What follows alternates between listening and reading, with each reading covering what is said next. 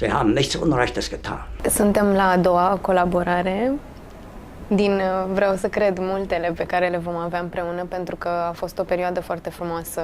Practic mi-am început anul 2019 cu dânsul și cu echipa teatrului, lucrând la Richard, și așa ne-am cunoscut. Was Sie mit Ihren medizinischen Forschungen erreicht haben, dafür werden Ihnen kommende Generationen dankbar sein. Dar acum, pentru că vorbesc de domnul Andrei Șerban și de Daniela Dima, de cuplul ăsta feroce.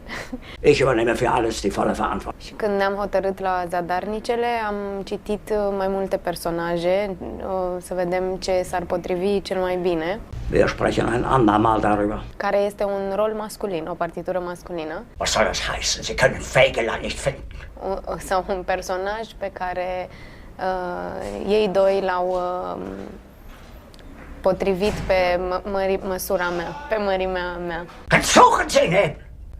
Ich will Fegelein sehen! Sofort!